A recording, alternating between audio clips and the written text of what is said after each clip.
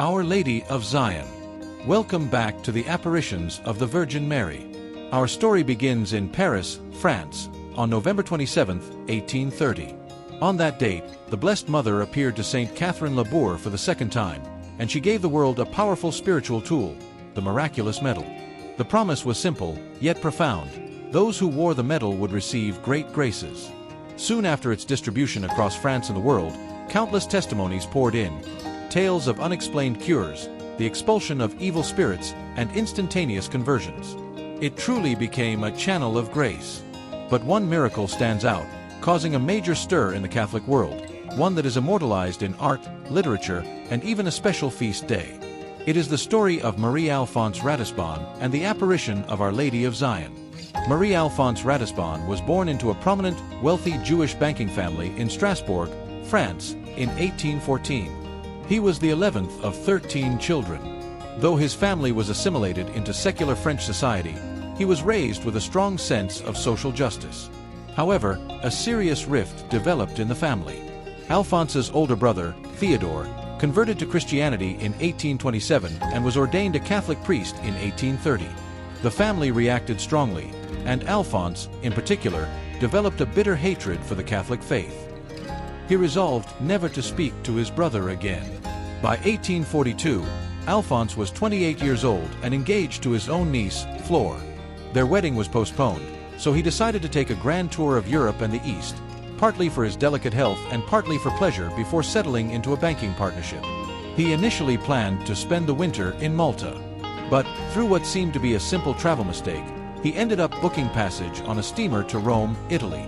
He arrived on January 6, 1842, the Feast of the Epiphany. It seemed divine grace had started to intervene. In Rome, Alphonse unexpectedly encountered his old Protestant classmate, Gustavo de Bussiers.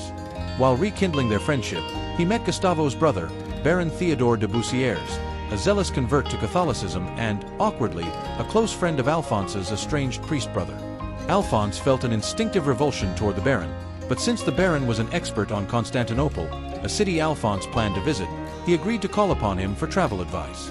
The Baron Theodore de Bussiers, who considered it his mission to convert every unbeliever he met, saw an opportunity.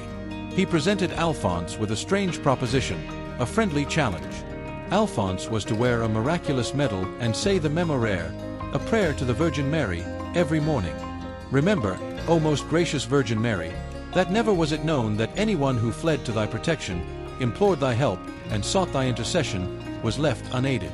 Inspired with this confidence, I fly unto thee, O Virgin of Virgins, my Mother, to thee I come, before thee I stand sinful and sorrowful. O Mother of the Word incarnate, despise not my petitions, but, in thy mercy, hear and answer me. Amen. Alphonse, mocking the faith, consented, quoting a line from the Tales of Hoffmann, "If it does me no good, at least it will do me no harm." The Baron's small daughter gently placed the miraculous medal around Alphonse's neck. The Baron's relentless efforts to convert him actually pushed Alphonse further away from the Catholic faith. So, the Baron enlisted others to pray. Among his aristocratic French friends in Rome was Count Laferonnaise, a reformed diplomat turned fervent Catholic. Moved by the Baron's plea, the Count dropped into a church and fervently prayed more than 20 memoraires for the young Jew's conversion. That very evening, the Count suffered a fatal heart attack and died a devout death, surrounded by his family.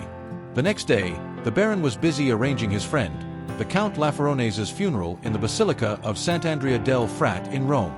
He asked Ratisbonne to wait for him inside the church. When the Baron returned, he found Alphonse Ratisbonne not standing, but kneeling in prayer, sobbing. Let's hear the scene in Alphonse's own words. I was scarcely in the church when a total confusion came over me.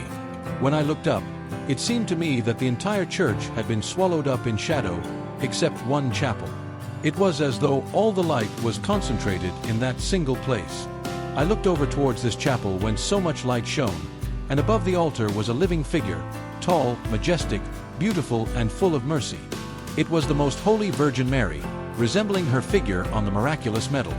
At this sight, I fell on my knees right where I stood. The light was blinding, forcing him to fix his gaze on her hands. Alphonse said, "In them I could read the expression of mercy and pardon." In the presence of the Most Blessed Virgin, even though she did not speak a word to me, I understood the frightful situation I was in, my sins, and the beauty of the Catholic faith. The Baron helped the weeping Alphonse into a carriage and took him to his hotel. Alphonse was still sobbing, clutching the miraculous medal he had mocked just days before. Finally, he turned to the Baron and embraced him, saying, "Take me to a confessor.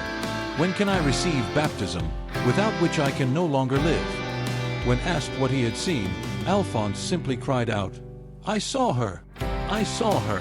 Alphonse Ratisbonne confessed and, for fear of ridicule, went into retreat at a Jesuit convent.